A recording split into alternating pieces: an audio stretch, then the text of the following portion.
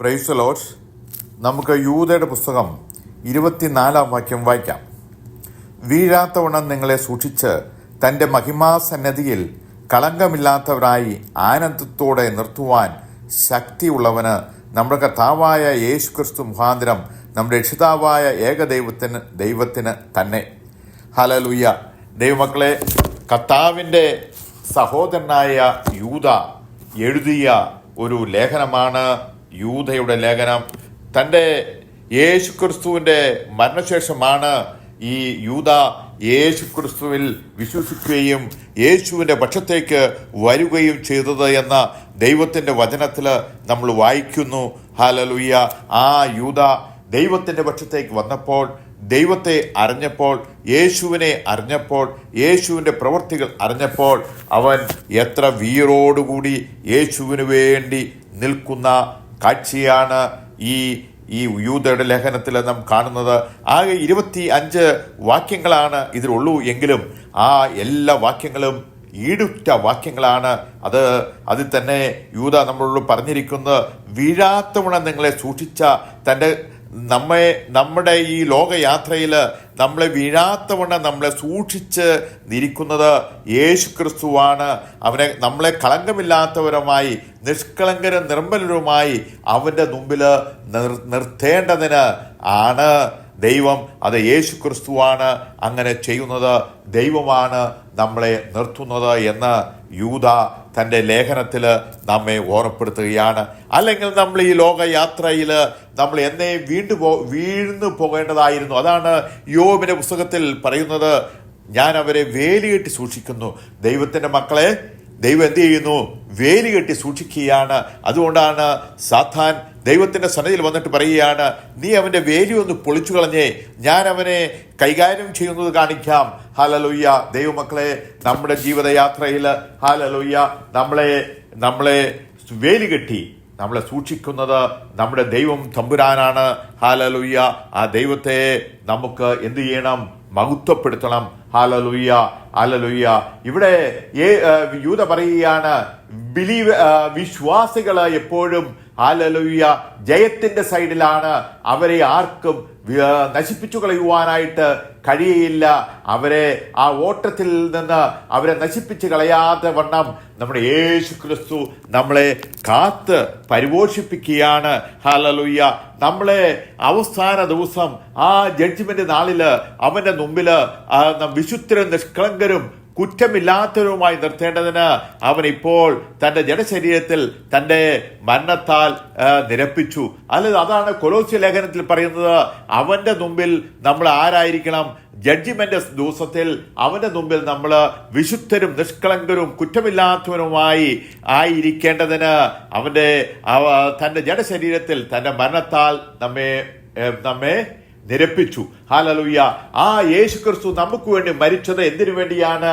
നമ്മളെ കുറ്റമില്ലാത്തവരും നിഷ്കളങ്കരുമായി ദൈവത്തിന്റെ ആ ന്യായാസനത്തിന് മുമ്പിൽ നമ്മെ നിർത്തുന്നതിന് വേണ്ടിയാണ്. അതുകൊണ്ടാണ് തീമോഥെയോസിന്റെ ലേഖനത്തിൽ ദൈവം ഒരുവനല്ലോ, ദൈവത്തിനും മനുഷ്യർക്കും മധ്യസ്ഥൻ ഒരുവൻ. 1 തീമോഥെയോസ് 2-ാം അധ്യായം 5-ാം വാക്യത്തിൽ പറയുകയാണ്, ദൈവം ഒരുവനാണ്, ദൈവത്തിനും മനുഷ്യർക്കും മധ്യസ്ഥൻ ഒരുവനാണ്. നമുക്ക് വേണ്ടി മധ്യസ്ഥ ചെയ്യുന്ന യേശു കർത്താവ് എന്താണ് നമുക്ക് മധ്യസ്ഥ ചെയ്യുന്നത്? നമ്മെ നിഷ്കളങ്കരും ഹല്ലേലൂയ വിശുദ്ധരുമായി ആ ന്യായാസനത്തിന് മുമ്പിൽ, ദൈവത്തിന്റെ ന്യായാസനത്തിന് മുമ്പിൽ നമ്മളെ നിർത്തേണ്ടതിന് വേണ്ടിയാണ്. അതിനുവേണ്ടിയാണ് യേശു ക്രിസ്തു ഈ ഭൂമിയിലേക്ക് വന്നത്. ഹല്ലേലൂയ. സ്വന്തം ജീവനെ കളഞ്ഞ് നമ്മെ വീണ്ടെടുത്തവരാണ് യേശു കർത്താവ്. യൂദയുടെ ലേഖനത്തിൽ യൂദ വീണ്ടും നമ്മെ ഓർമ്മിപ്പിക്കുകയാണ്, കർത്താവ് മിസ്രൈമിൽ നിന്ന് ജനത്തെ കർത്താവ് എന്ത് ചെയ്തു? വിടുവിച്ചു, രക്ഷിച്ചിട്ടും വിശ്വസിക്കാത്തവനെ പിന്നേത്തിൽ നശിപ്പിച്ചു. നമ്മുടെ ജീവിതയാത്രയിൽ ദൈവം നമ്മെ പല ഘട്ടങ്ങളിലും നമ്മെ തൻ്റെ ആ വലിയ കരം നീട്ടി നമ്മെ പിടിച്ചു, നമ്മെ രക്ഷിച്ചു. അങ്ങനെ നമ്മൾ രക്ഷിച്ച് വന്നിട്ട് നമ്മൾ വീണ്ടും അവനെ വിശ്വസിക്കാതിരുന്നാൽ നമ്മെ നശിപ്പിച്ചു കളയുന്ന ദൈവമാണ് അവൻ എന്നും കൂടി യൂദ നമ്മെ ഓർമ്മപ്പെടുത്തുകയാണ്. അത് മിസ്രൈമിൽ ഇസ്രായേൽ മക്കൾക്ക് മിസ്രൈമിൽ സംഭവിച്ചത് അതാണ്. ഹല്ലേലൂയ. അവന്റെ ആ വീര്യമായ പുലമച്ച് ആ ചെങ്കടലിൽ കൂടി അവനെ നടത്തി. ഹല്ലേലൂയ. ആ ചെങ്കടലിൽ കൂടി നടത്തി. രാത്രിയിൽ ഹല്ലേലൂയ മേഘസ്തംഭവും, രാത്രിയിൽ അഗ്നിസ്തംഭവും, പകൽ മേഘസ്തംഭവും മരുഭൂമിയിൽ കൂടെ അവരെ നടത്തി. ഹല്ലേലൂയ. കാടയും മന്നപ്പക്ഷിയും കൊടുത്ത് ആ മരുഭൂമിയിൽ കൂടി അവരെ നടത്തിയ അവർ ദൈവത്തെ അവരെ വിശ്വസിക്കാത്തത് കൊണ്ട് പിന്നത്തേതിൽ അവരെ എന്ത് ചെയ്തു? നശിപ്പിച്ചു കളഞ്ഞു. ദൈവമക്കളെ, നമ്മുടെ ഈ ജീവിതയാത്രയിൽ നമ്മൾ ദൈവത്തെ വിശ്വസിക്കാതെ നമ്മൾ പോകരുത്. അത്രയ്ക്കും ദുഷ്ടമനുഷ്യരായി നമ്മൾ പോകരുത്. ഹല്ലേലൂയ. അങ്ങനെ നമ്മൾ പോയാൽ ഒരുപക്ഷെ ദൈവം നമ്മെ നശിപ്പിച്ചു കളയും.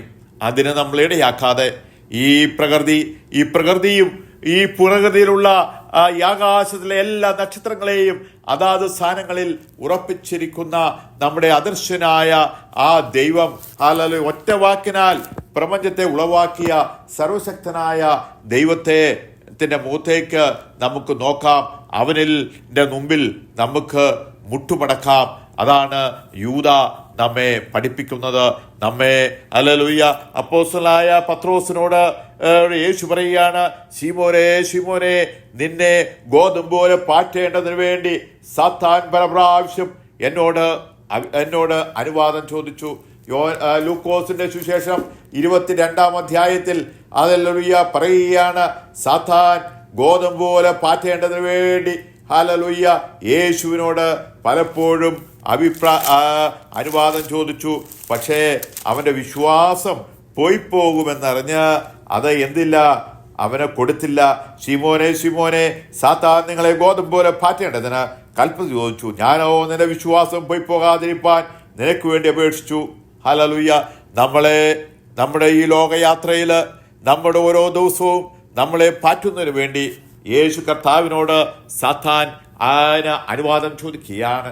പക്ഷേ നമ്മുടെ വിശ്വാസം പോയി പോകുമെന്നോർത്ത് ഹല്ലേലൂയ നമ്മളെ അവസാനത്തെ ജഡ്ജ്മെന്റ് സമയത്ത് നിഷ്കളങ്കരും നീതിമാന്മാരായി നമ്മെ നിർത്തേണ്ടതിന് വേണ്ടി നമ്മളെ സാത്താന് വിട്ടുകൊടുക്കാതെ നമ്മളെ കാത്തുസൂക്ഷിക്കുന്ന ദൈവത്തെ നമുക്ക് മഹത്വപ്പെടുത്താം. ദൈവമക്കളെ, നമ്മുടെ ജീവിതയാത്രയിൽ പലപ്പോഴും നമുക്ക് തെറ്റുപറ്റേണ്ടതാണ്. ഹല്ലേലൂയ. പലപ്പോഴും നമ്മൾ ഈ ഭൂമിയിൽ നിന്ന് മാറ്റപ്പെടുത്തേണ്ടതാണ്. പക്ഷേ ദൈവം തൻ്റെ അദൃശ്യമായ കരത്തിൽ നമ്മെ കാത്തുസൂക്ഷിച്ചുകൊണ്ടതാണ് നമ്മൾ ഇന്നും ഈ ഭൂമിയുടെ പരപ്പിൽ നമ്മൾ നിൽക്കുന്നത്. ദൈവമക്കളെ, നമ്മളെ ഓരോരുത്തരും നമ്മൾ വീഴാത്തവണ്ണം നമ്മളെ കാത്തുസൂക്ഷിച്ച ആ ദൈവത്തെ നമുക്ക് നമ്മുടെ ജീവിതത്തിൽ മഹത്വപ്പെടുത്താം. യൂദയുടെ ആ കുറിവാക്യത്തിലേക്ക് നമുക്ക് വരാം. യൂദയുടെ ലേഖനം 1-ാം അധ്യായം 24-ാം വാക്യം, വീഴാത്തവണ്ണം നിങ്ങളെ സൂക്ഷിച്ച് തൻ്റെ മഹിമാസനസന്നിധിയിൽ കളങ്കമില്ലാത്തവരായി ആനന്ദത്തോടെ നിർത്തുവാൻ ശക്തിയുള്ളവൻ. Hallelujah hallelujah. അവിടെ യൂദ നമ്മളെ പറയുകയാണ്, വീഴാത്തവണ്ണം. പത്രോസ് പണ്ട് വീണു പോകേണ്ടതായിരുന്നു. പക്ഷെ പത്രോസിനെ വീഴിക്കുവാൻ വേണ്ടി സാത്താൻ പുറകെ നടക്കുകയായിരുന്നു. പക്ഷേ എൻ്റെ യേശു അവനെ പാറ്റുവാൻ അനുവാദം കൊടുത്തില്ല. ദൈവമക്കളെ, നമ്മുടെ ജീവിതയാത്രയിൽ നമ്മെ പാറ്റുവാൻ ദൈവം അനുവാദം കൊടുക്കാത്തത് കൊണ്ടാണ് നമ്മൾ ഒരിക്കലും ഇപ്പോഴും നിൽക്കുന്നത്. നമ്മുടെ വിശ്വാസം പോയി പോകാതിരിക്കുവാൻ ദൈവം നമ്മെ വേലികെട്ടി സൂക്ഷിക്കുകയാണ്. യോബിനെ പാറ്റുവാനായി ദൈവം അനുവാദം കൊടുത്തു. യോബിൻ്റെ 10 മക്കൾ മരിച്ച് അടക്കപ്പെട്ടു. ഹല്ലേലൂയ. അപ്പോൾ യോബ് പറയുകയാണ്, ദൈവം തന്നു, ദൈവം എടുത്തു, അവൻ്റെ നാമം വാഴ്ത്തപ്പെടട്ടെ. 10 മക്കളെ തരികയും 10 മക്കളെ ദൈവം എടുക്കുകയും ചെയ്തപ്പോൾ അവൻ്റെ ആ കല്ലറകളെ നോക്കി, അവൻ്റെ ആ ഡെഡ് ബോഡികൾ നോക്കി, തൻ്റെ മക്കളുടെ ഡെഡ് ബോഡി നോക്കി ദൈവത്തെ വീണ്ടും മഹത്വപ്പെടുത്തുന്ന ഒരു യോബിനെയാണ് നമ്മളിവിടെ കാണുന്നത്. ദൈവം തന്നു, ദൈവം എടുത്തു, അവൻ്റെ നാമം വാഴ്ത്തപ്പെടുമാറാകട്ടെ. അതിലൊന്നും അവൻ അധരങ്ങളാൽ അവൻ പാപം ചെയ്യാതെ ദൈവത്തെ മഹത്വപ്പെടുത്തി ജീവിക്കുന്ന ഒരു യോബിനെയാണ് നമ്മളിവിടെ കാണേണ്ടത്. അതുകൊണ്ട് യോബിനെ വിശ്വാസത്തെ ദൈവം പരീക്ഷിച്ചതാണ്. നമ്മുടെ വിശ്വാസത്തെ ഒന്നും ദൈവം പരീക്ഷിക്കാത്തത് നമുക്ക് അത്രയ്ക്കും ശക്തിയുള്ളൂ എന്ന് ദൈവം മനസ്സിലാക്കി നമ്മെ വേലിയിട്ട് സൂക്ഷിച്ചതാണ്. അതുകൊണ്ടാണ് ദൈവം വീഴാത്തവണ്ണം നമ്മളെ സൂക്ഷിച്ച് തൻ്റെ മഹിമാസനം നിർത്തുവാൻ ഹല്ലേലൂയ നിഷ്കളങ്കരും ഹല്ലേലൂയ വിശുദ്ധരും കുറ്റമില്ലാത്തവരുമായി ഹല്ലേലൂയ